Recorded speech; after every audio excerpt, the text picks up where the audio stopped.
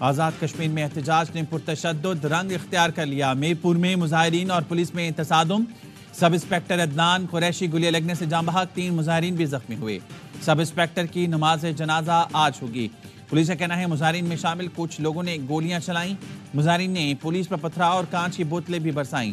آٹے اور بجلی قیمتوں میں کمی کے لیے عوامی ایکشن کمیٹی کے لانگ مارچ کے اعلان پر مختلف شہروں کے تمام راستوں پر پولیس کی بھاری نفری تعینات کی گئی۔ وزیراعظم آزاد کشمیر نے عوامی ایکشن کمیٹی کو مذاکرات کی دعوت دے دی۔ رات کے اسلام آباد میں پریس کانفرنس کرتے ہوئے چودھری انوار الحق کا کہنا تھا سیاسی حکومت بات چیت کے ذریعے معاملات حل کرتی ہے۔ حکومت نے یقینی بنایا کہ احتجاج کے دوران طاقت کا استعمال نہ ہو۔ احتجاج کے دوران پولیس کا ایک آفیسر شہید ہوا۔ کہا ڈی سیز کے استعفوں کی خبریں جعلی ہیں۔ احتجاج کرنے والوں میں کچھ شرپسند عناصر بھی شامل تھے۔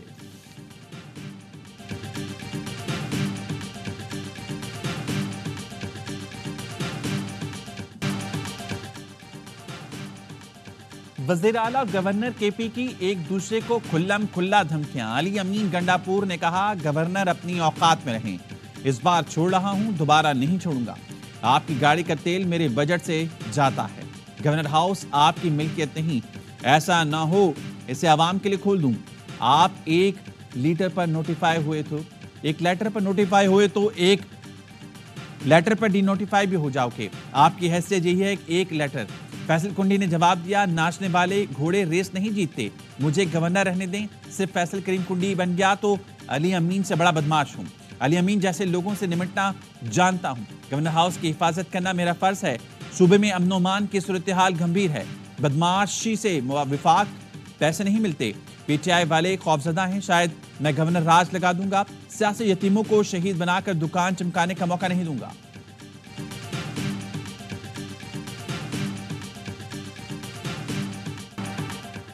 تشدد ہم پر ہوا، لوگ شہید ہمارے ہوئے، ہم کس چیز کی معافی مانگے؟ اپوزیشن لیڈر عمر ایجوب کہتے ہیں کسی سے مذاکرات نہیں ہو رہے۔ بانی پی ٹی آئی کسی صورت آئین اور قانون کی بالادستی سے پیچھے ہٹنے والے نہیں۔ تحریک تحفظ آئین پاکستان کا اجلاس، آئین کی بحالی کے لیے ملک گیر مہم چلانے کا فیصلہ۔ سابق صدر عارف علوی کہتے ہیں قوم جاگ چکی، عوام نے دیکھ لیا، بانی پی ٹی آئی ڈیل نہیں کریں گے، لوگوں کو نفرت کی سیاست سے نکالنا چاہتے ہیں۔ ترجمان پی ٹی آئی رؤف حسن نے کہا ملک کے مستقبل کی کنجی بانی پی ٹی آئی کے ہاتھ میں ہے، ان سے ہی بات کرنا پڑے گی۔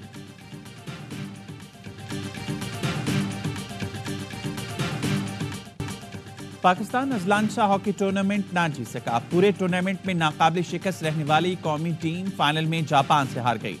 سنسنی خیز فائنل کا فیصلہ پلینٹی شوٹ آؤٹ پر ہوا۔ جاپان کی برتری کے بعد پاکستان نے بیک ٹو بیک 2 گول کیے۔ آخری کوارٹر میں جاپان نے پھر گول کر کے مقابلہ برابر کیا۔ چوتھے کوارٹر میں پاکستان نے 2 پلینٹی کارنر ضائع کیے۔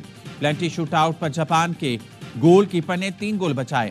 جاپان نے چاروں بار گول کر کے مقابلہ جیت لیا۔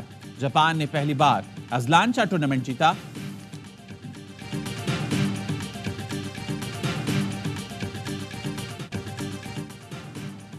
پاکستان ہاکی ٹیم کے لیے شاندار ٹورنامنٹ، فائنل ہارنے کے باوجود قومی کھلاڑی Rana Waheed player of the final قرار پائے۔ پلیئر آف دی ٹورنامنٹ کا ایوارڈ سفیان خان کے نام رہا۔ قومی ٹیم کے 2 سے 3 موقع ضائع کیے، ٹیم میں بہت بہتری آئی ہے، مستقبل مزید اچھا کھیلیں گے۔ ہاکی ٹیم کی شاندار کارکردگی، صدر مملکت اور وزیراعظم کی شاباش، کہا ہار جیت کھیل کا حصہ ہے۔ قومی ہاکی ٹیم نے پوری قوم کے دل جیت لیے۔ ہاکی ٹیم نے فائنل سمیت پورے ٹورنامنٹ میں بہترین کھیل کا مظاہرہ کیا۔ حکومت کھیلوں بالخصوص ہاکی کے فروغ کے لیے ہر ممکن اقدامات کر رہی ہے۔ وزیر اعلیٰ پنجاب مریم نواز نے کہا ہاکی ٹیم نے قوم کے دل جیت لیے۔ شائقین ہاکی کا کرکٹ کی طرح ہاکی کو بھی عزت دینے کا مطالبہ۔ کہا قومی کھلاڑیوں نے اچھا ٹورنامنٹ کھیل کر ہاکی کی بحالی کے لیے امید دلائی۔ ہاکی کھلاڑیوں کو بھی کرکٹرز کی طرح مراعات دی جائیں تو قومی کھیل کا سنہری دور واپس آ سکتا ہے۔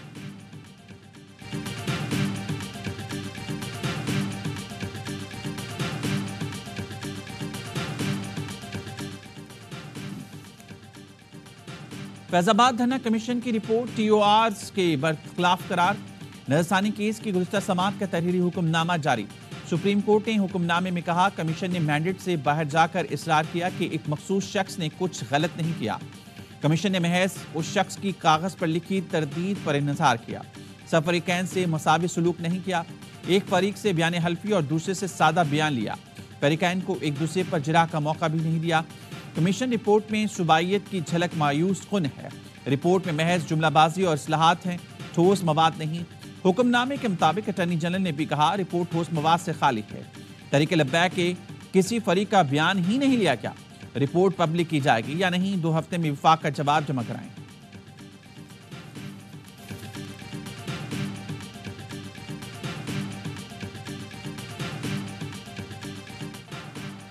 بڑی اصلاحات اور تبدیلیوں کی جانب بڑھ رہی ہیں۔ وزیر اعظم شہباز شریف معیشت کی بہتری کے لیے بڑی اصلاحات لانے کے لیے پرعزم۔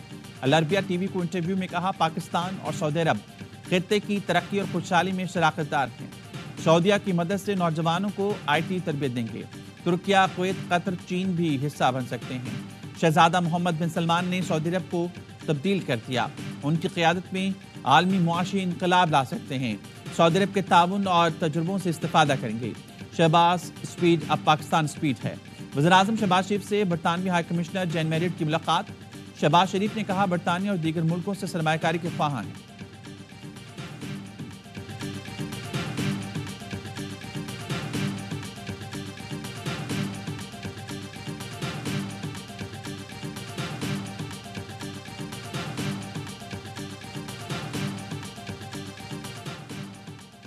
سعودی ولی عہد محمد بن سلمان کا دورہ پاکستان مؤخر۔ سفارتی ذرائع کا کہنا ہے محمد بن سلمان کو رواں ماہ پاکستان کا دورہ کرنا تھا، لیکن دورے کی حتمی تاریخ طے نہیں ہوئی تھی۔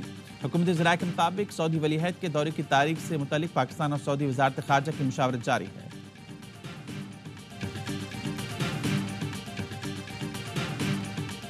IMF کی جو رپورٹ ہے اس میں واضح طور پہ کہا گیا ہے کہ پاکستان کے اندر سیاسی عدم استحکام ہے۔ اس کے ساتھ آپ یہ دیکھیے کہ محمد بن سلمان جو ہیں وہ پاکستان نہیں آ رہے، اور اس کی وجوہات کا بھی ظاہر ہے کہ اشارہ یہی ہے کہ سیاسی عدم استحکام کی وجہ سے نہیں آ رہے۔ حکومت کی یہ ذمہ داری ہے کہ وہ ماحول پیدا کرے۔ ملک میں سیاسی عدم استحکام ہے، محمد بن سلمان بھی اسی وجہ سے پاکستان نہیں آ رہے ہیں۔ فواد چودھری کہتے ہیں نون لیگ کی اصل سیاست ہی نواز شریف ہے۔ شہباز شریف کے پاس کچھ نہیں۔ نواز شریف کو صدارت واپس ملنے پر بہتر مذاکرات ہو سکتے ہیں۔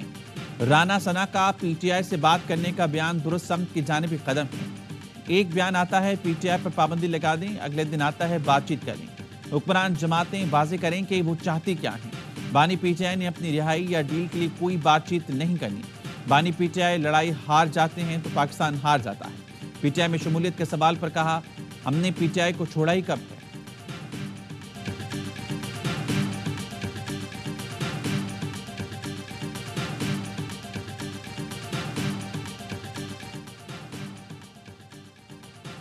پی ٹی آئی نے شیر افضل مروت کو شوکاز نوٹس جاری کر دیا، 3 دن میں وضاحت طلب۔ Secretary general P T I Umar Ayub کی جانب سے جاری شوکاز نوٹس میں کہا گیا ہے کہ غیر ذمہ دارانہ بیان سے پارٹی کی ساکھ کو نقصان پہنچا۔ آپ کے کردار سے پارٹی اور ارکین کو ہزیمت اٹھانا پڑی، کیوں نہ آپ کے خلاف تادیبی کارروائی کی جائے۔ بانی پی ٹی آئی کے واضح احکامات ہیں، غیر ذمہ دارانہ بیانات نہ دیے جائیں۔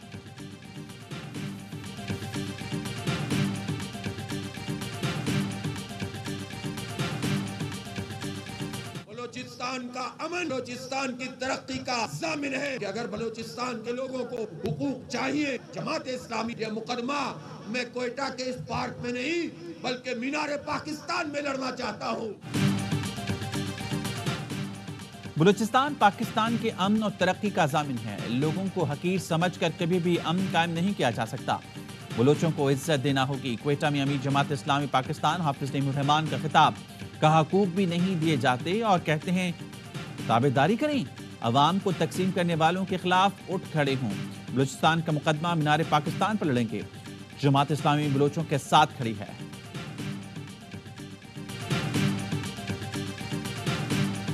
سکر پولیس کی کچے میں کارروائی، 1 ہفتہ قبل اغوا ہونے والے باپ بیٹے سمیت 5 افراد بازیاب۔ باپ بیٹے کو 1 ہفتہ قبل قادرپور تھانے کی حدود سے اور دیگر 3 مقدموں کو گزشتہ روز اغوا کیا گیا تھا۔ سندھ رینجرز کی شکارپور میں کارروائی، 3 ملزم گرفتار۔ ترجمان رینجرز کے مطابق گرفتار ملزمان پر قتل، اقدام قتل، ڈکیتی، اغوا برائے تاوان کے مقدمات درج ہیں۔ انڈس ہائی وے کو محفوظ بنانے کے لیے رینجرز کی جانب سے مزید کارروائیاں جاری ہیں۔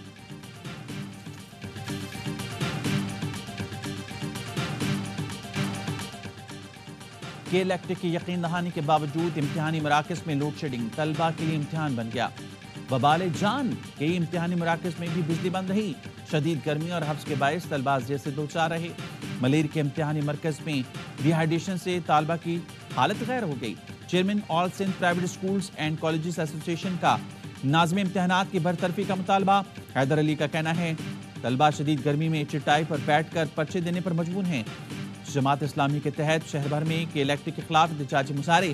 امین جماعت اسلامی نے کہا 18 سال سے کے الیکٹرک کراچی والوں کو لوٹنے اور تنگ کرنے سے باز نہ آئی۔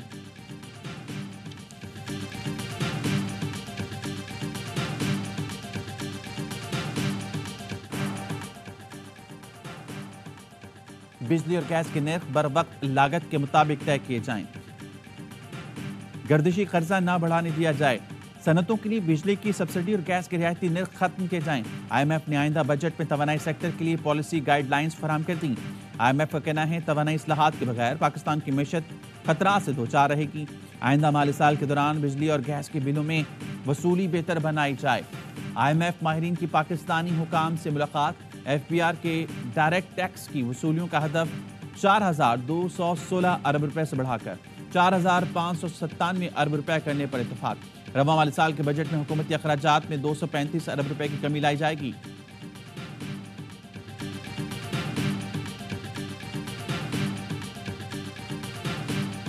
کراچی شہر کے خاص طور پر بلدیاتی اداروں میں کس جماعت کے لوگوں کی زیادہ اکثریت ہے، وہاں پر اگر وہ سیاسی کارکن بن کر کام کریں گے تو اس پہ مجھے اعتراض بھی ہوگا اور میں اس کے خلاف کارروائی بھی کر سکتا ہوں۔ دفتر کا ٹائم ختم ہوتا ہے، جس جماعت کے ساتھ اس نے کام کرنا ہے کرے، جس جماعت کو ووٹ دینے۔ سب جانتے ہیں کراچی کے بلدیاتی اداروں میں کس جماعت کے لوگ ہیں۔ دفتر میں سیاسی ورکر بنیں گے تو کارروائی ہوگی۔ وزیر بلدیات سعید غنی کی وارننگ۔ ایک سوال کے جواب میں کہا گورنر کی تبدیلی کوئی انوکھی بات نہیں، جو عہدے پر آتا ہے اسے ایک دن جانا ہوتا ہے۔ میئر کراچی مرتضی وہاب نے کہا کہ ایم سی کے مالی معاملات میں بہتری آنے پر عوام خوشخبری سنیں گے۔ تجاوزات سے ضبط سامان کو زیادہ دیر تک نہیں رکھ سکتے، قانون میں ترمیم کر کے جرمانہ بڑھانے کا سوچ رہے ہیں۔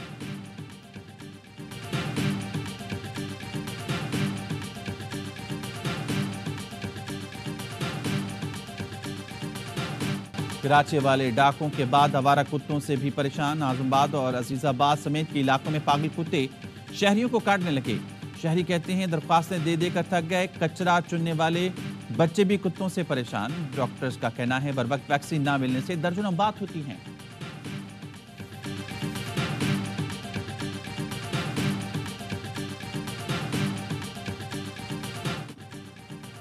اندرون سندھ اغوا، قتل اور بھتہ خوری کی وارداتیں۔ کندکوٹ سے اغوا، پیٹرول پمپ ملازمین کی ویڈیو سامنے آ گئی۔ ڈاکوں کا مغویوں کی بازیابی کے لیے 50 لاکھ تاوان کا مطالبہ۔ 25 روز پہلے اغوا کیے گئے ملازمین بازیاب نہ ہو سکے۔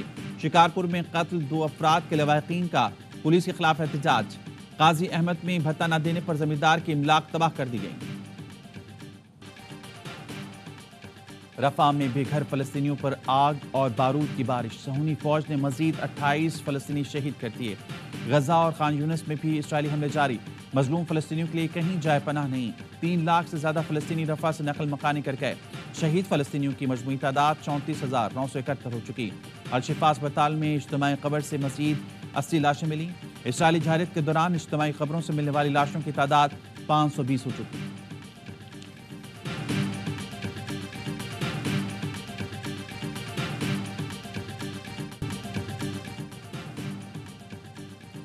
موسیقی کی محفل میں دہشت گرد اسرائیل کی نمائندگی نامنظور۔ سویڈن کے شہر میں اسرائیلی گلوکارہ کی یورو ویژن مقابلوں میں شرکت کے خلاف بڑا مظاہرہ۔ پاپ میوزک شو میں اسرائیلی فنکاروں کے بائیکاٹ کا مطالبہ۔ Swiss university of London, university of college London کے طلبہ نے کیمپ لگا لیے۔ کیمپس کے نام آزاد علاقہ اور رفح کیمپس رکھے گئے ہیں۔ طلبہ کا برطانوی یونیورسٹی سے اسرائیل سے رابطے ختم کرنے اور اسرائیل کو برطانوی ہتھیاروں کی فراہمی بھی روکنے کا مطالبہ۔ میڈرڈ میں فلسطین کے حق میں بڑی تعداد میں لوگ سڑکوں پر نکلے۔ فلسطینی مفلر پہنے مظاہرین کی اسرائیلی مظالم کی شدید مذمت۔ ٹوکیو میں بھی بڑی تعداد میں شہری سڑکوں پر نکلے۔ مظاہرین نے فوری جنگ بندی کا مطالبہ کر دیا۔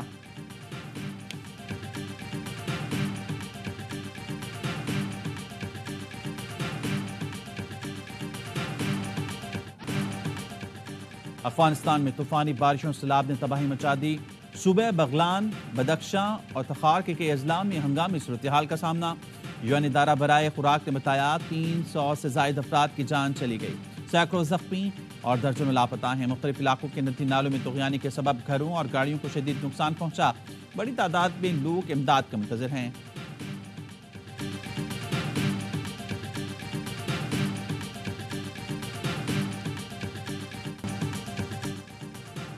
پہلا میچ تو گوا دیا، اب سیریز بچانی ہے۔ پاکستان اور آئرلینڈ کے درمیان دوسرا ٹی20 آج ڈربن میں کھیلا جائے گا۔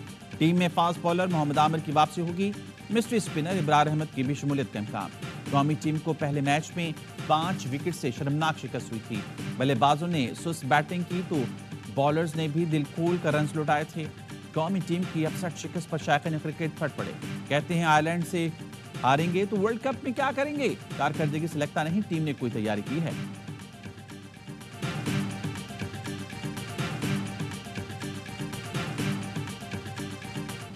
ٹیسٹ کرکٹ کی تاریخ کے کامیاب ترین فاسٹ بالر جیمز اینڈرسن نے ریٹائرمنٹ کا اعلان کر دیا۔ اسٹار انگلش پیسر لارڈز میں ویسٹ انڈیز کے خلاف پہلے ٹیسٹ کے بعد ریٹائر ہو جائیں گے۔ اینڈرسن کو ٹیسٹ کرکٹ میں 700 وکٹیں لینے والے پہلے اور واحد فاسٹ بالر ہونے کا اعزاز حاصل ہے۔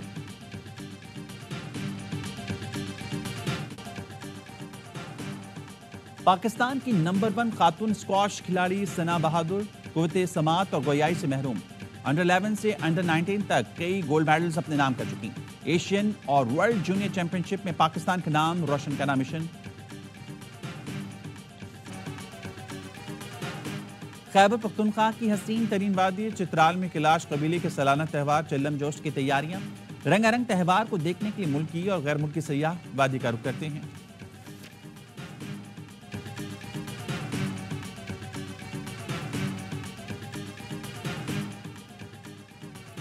ماما ٹھنڈیاں چھاواں، پاکستان سمیت دنیا بھر میں آج ماں کا دن منایا جا رہا ہے۔ عالمی دن منانے کا مقصد ماؤں کی عظیم قربانی اور بچوں سے محبت کو سلام پیش کرنا ہے۔ ماں کی عظمت سے کوئی بھی انسان، مذہب، قوم اور فرقہ انکار نہیں کر سکتا۔